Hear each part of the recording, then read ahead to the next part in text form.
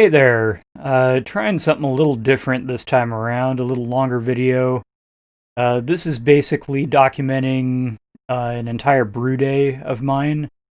Not sure how often I'll do this. It turned out to be a little complex to try to carry out my brew day, but also monitor what I was recording and, kind of dealing with two complex things at once.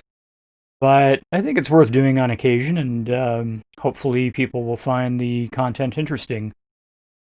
So today, brewing a hazy IPA, New England IPA, and I have the recipe here. Might be a little hard to see, but I'll also make the recipe public and post a link to it on the video page. So what we have here is Maris Otter base malt, uh, and that makes up about almost 50% of the recipe. Then we have 5 pounds of malted wheat and 2 pounds of flaked oats. And those combined, that makes about 50% of the recipe, which is grain that doesn't have a husk. So we want to add some rice hulls to that to prevent a stuck sparge. Then on the hop side, I have a really small Citra addition during the boil, really just to help control the boil. It's only 5 ounces. Uh, then another 1.75 Citra at for a 20-minute hop stand at 170 degrees. And an ounce of Idaho 7 also during the same hop stand. And then for dry hopping, we have a 3-day dry hop duration of both Citra and Idaho 7, 2 ounces each. So not quite as high of a hopping rate as you might see with some of these, but I like to kind of see if I can get, really good flavors without just completely killing it uh, with hops. And I think sometimes more is not necessarily better. So I was curious what I could get with a still high but fairly conservative hop rate for style. And then for yeast, I chose a Voss bike yeast. I've used these for hazies before in the past. One thing that's nice is you get your beer done really fast when you use bike yeast. I'm starting to wonder if it's really the best, though. It can go fairly dry, and I guess I'm just starting to look for a bit of a different profile, but I'm running with it for this batch. And then on the water side, we have some really small adjustments. Bit of calcium chloride, 2 grams, 1 gram of gypsum, 1 gram of Epsom salt. Here in Seattle, we don't really have much in our water to start with, so I generally use kind of a variety of salts just to put some kind of background in there. For this particular style, we do want a little more chloride in there compared to the other salts, just so we avoid the sharp bitterness that you can get from higher levels of gypsum, which would be more typical for, say, a Northwest IPA style. Then we also have some phosphoric acid to correct pH, and kettle findings, and yeast nutrients. We'll talk more about the kettle findings later. For the mash, we have a really quick rest at kind of a high protein temperature. This is really more just to get, have some time to get things in solution, maybe break down some proteins from the wheat and flaked oats just a bit before we do the saccharification. Saccharification is pretty straightforward. 154, 30 minutes, 158 for another 30 minutes. we want to encourage some dextrin retention and not have our beer ferment out too terribly thin. For this style, I think some dextrins are kind of useful and good, rounded out. And that's pretty much it. So let's jump into the brew day.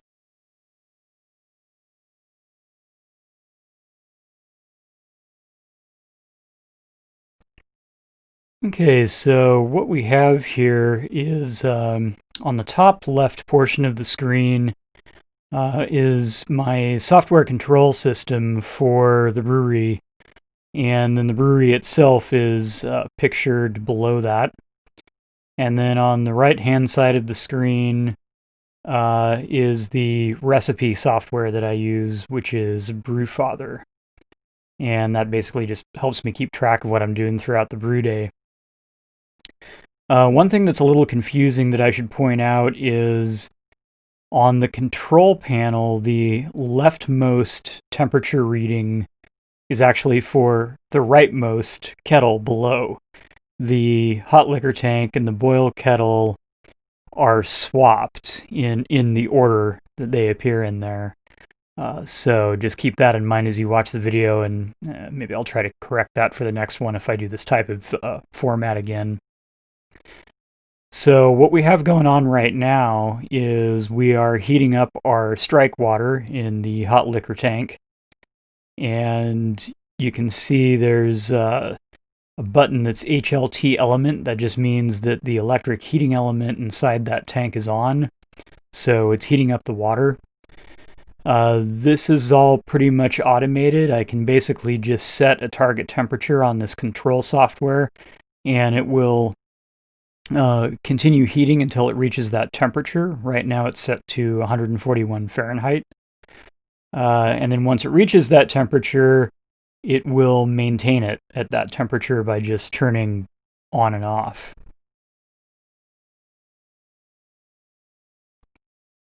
The control software is called Craft Beer Pie 3. It's free to use for non-commercial use. I can add a link to the video to the GitHub repository. It runs on any Raspberry Pi computer, as far as I know. I think I have a version 3 board that I'm running it on.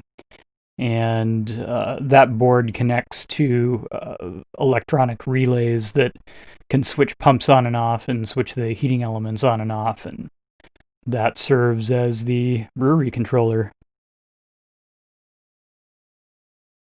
And you can see just in the time that I've been chatting a bit, the temperature has already risen in the hot liquor tank significantly.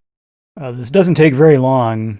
I think there's about 13 gallons of water in there, and it'll heat up pretty quickly. It's a 5,500 watt heating element that's in that tank. You'll notice that the lid on my HLT is on. I don't generally boil my strike water or sparge water. Here in Seattle, our water is already pretty neutral and free of mineral content coming out of the faucet. The only thing we generally have to worry about is chlorine, and I just use a catalytic carbon filter for that. All right, now we're at temperature. So we will activate the Herms pump. And what this does is it pumps water out of the HLT and into the mash tun. Later we'll use the same pump for recirculating through the Herms coil, which is inside of the HLT, and that's the method I use to temperature step my mashes. And once we're close to the desired fluid level, we can click the pump off, close the HLT, stir the mash, make sure there are no clumps. This is a fairly thin mash, and we're putting in 7.25 gallons of water.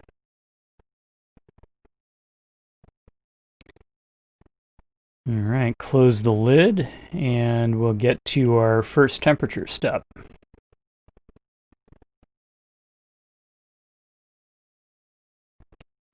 One thing that's a little annoying about my setup is I need to quickly refill my HLT in order to do any kind of temperature step because I consume a lot of water just mashing in. Really, for a Herms system, for a Herms recirculation system, it's ideal to have a HLT twice the size of your mash tun so that you still have enough water after you mash in to cover up the Herms coil for recirculation. Right now my Herms coil is exposed, so I need to add more water. Luckily, it heats up quite quickly. For those not familiar with a Herms system, here's a picture of the inside of my hot liquor tank, and you can see the coil that's immersed inside the hot water, and then you actually can see a bit of the heating element sitting there below the coil. So what happens here is generally I keep the HLT about anywhere from 8 to 10 degrees warmer than the target temperature of my mash tun. Then we pump out of the mash tun into the bottom of the coil, and then from the top of the coil it goes back into the mash tun. So we're recirculating wort and heating it up to our target temperature gently over a few minutes. Okay, so I just hit the button to turn the mash schedule on. So now the system is going to raise the temperature up via the Herms pump to our target temp of 134 for the mash tun. And this is a pretty short rest. I really just wanted a quick higher temp protein rest to help kind of loosen up the mash, dissolve some of the gums. So here I'm making my water additions. You can see the additions listed on the right there on the recipe side of the screen. A bit of calcium chloride and about half as much gypsum. This is a hazy IPA, so we want to favor the chloride side of the water equation. That helps keep the hop character, the bitterness character, soft and not biting. It'll also have some effect on our pH, but the larger effect for pH you can see is coming from the acid addition. Yeah, 7 milliliters of phosphoric acid.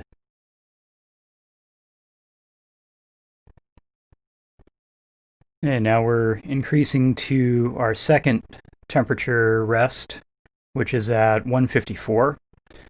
The two temperature rests for this recipe are 154 and 158.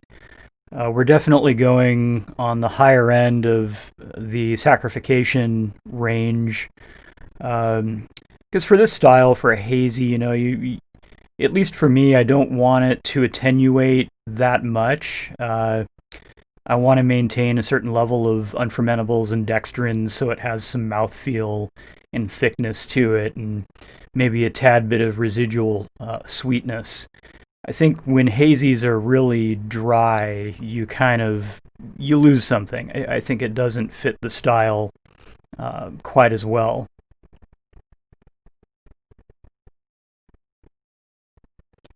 I should also take a moment to digress back to the water additions. For people relatively new to brewing, it might not be obvious why we're doing these things. I briefly touched on the chloride to sulfate ratio, or at least glossed over it. That's something I'm going to leave to another day to really talk about.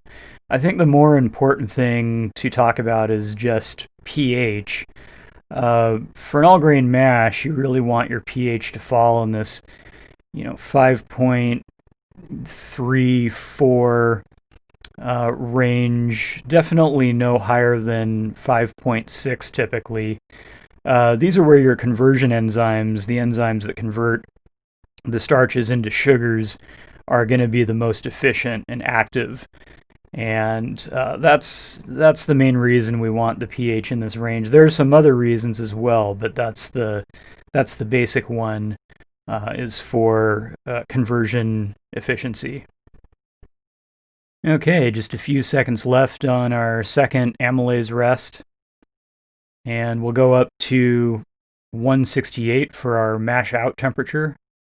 And the reason we do this final temperature raise is simply to ensure we're getting all the sugars in solution that we can. This will help liquefy the sugars and increase the efficiency of our lautering and sparge.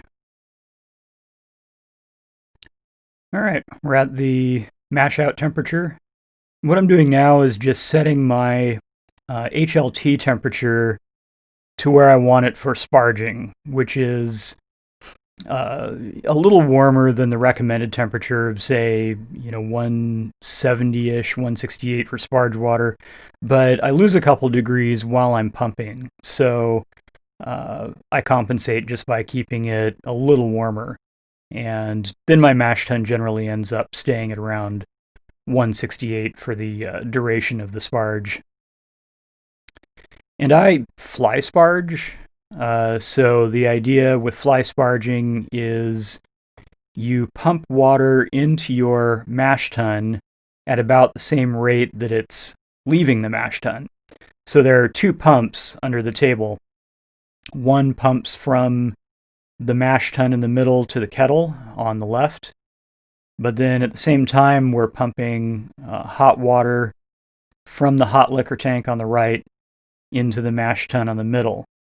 And that way the fluid level stays approximately the same throughout the entire transfer process for the entire sparge. The benefit of that is we don't compact the grain bed. The grain bed stays nice and fluffy, and that way you get this even circulation of water falling through the grain bed as you're transferring the wort into the kettle. If you allow the level to change much while you're sparging, then you can compact the bed, and that's one of the ways that people end up with the dreaded stuck sparge. Okay, we hit our target volume, so we'll turn the kettle pump off, and we'll turn the kettle element on so that we can get the wort to boil. And we'll give it a nice stir.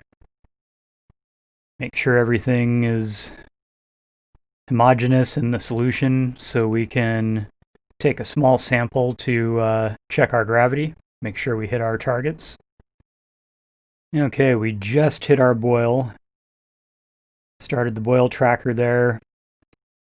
Very small amount of citra hops were made just to help control the boil. For this style, you generally don't use much boil hops because we don't actually want a huge amount of bitterness in this beer. New England Hazy Style IPAs depend more on whirlpool and dry hop additions and avoid the overt kind of harsher bitterness that you get from boil additions. Now I'm just adjusting the kettle power a bit so that we can prevent boilovers. Okay, now I'm back with some actual numbers that I got from checking gravity and pH earlier. So I'll go ahead and enter those in now. So pH came in, I think, pretty much exactly as predicted. 5.4. I'm not going to bother with the other 4. I mean, that's way within error bar of the device I'm using. And then pre-boil gravity, we actually came in a little over, but not by much, so I'm not sweating it at all. Original gravity, of course, we don't know yet, because that will be at the end of the boil. So here I'm about to make my additions of yeast nutrient and some kettle finings, Irish moss. A lot of people might think it's odd to add kettle finings for a beer that's supposed to be, by design, hazy, but it's actually been my experience that I end up with permanent haze in this style even if I use a kettle fining. And I don't know exactly what's going on, but my theory is that the findings are pulling out types of protein and break that you actually don't want, even in this style. I think the proteins that are being coagulated by the kettle findings are actually not the ones that are combining with polyphenols from the hops that give you that permanent haze. I could definitely be wrong on this point, but so far this has worked out pretty well for me. Okay, so we're at the end of the boil, and my kettle pump is now configured to recirculate out of the bottom of the boil kettle through my plate chiller and then back into the whirlpool port on the kettle. And what we want to do here is just bring the boil kettle down to our hop stand temperature of around 170 degrees. And we can reap the benefits of an electric system here once again, because it allows us to pretty easily hold any hop stand temperature that we want, and even step through multiple hop stand temperatures if we so desire. All right, so we're at the end of the hop stand, and now I'm just continuing to whirlpool, now with cold water running through the plate chiller again, to cool the wort down to pitching temperature. You can see I've already removed the hop spider, which is basically just a strainer that holds the hop charges that I was using. Especially for these larger charges, I like to use one since I'm cooling via a recirculating whirlpool system. I don't want the plate chiller to get clogged up with hop matter. One thing that's a little annoying about my setup is I'm very limited on space, so once I chill, I actually need to pump across the house to my cold side, which is definitely an annoying step, but unfortunately necessary. I live in the middle of Seattle, and the house is just tiny, so I'm working with what I have. Okay, let's go ahead and oxygenate the wort.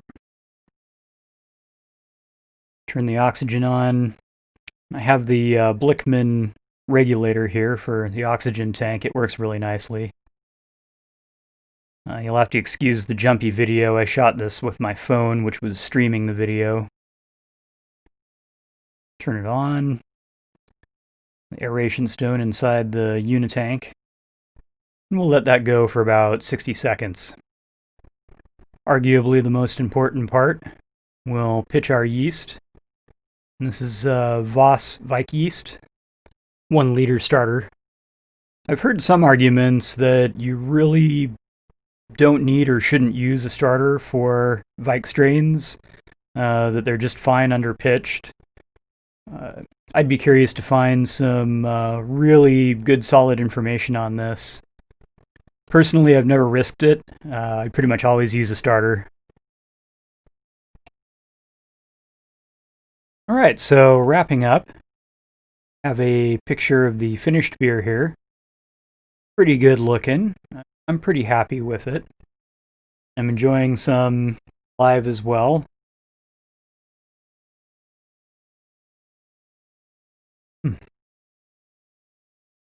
Yeah, I mean, it has a nice juicy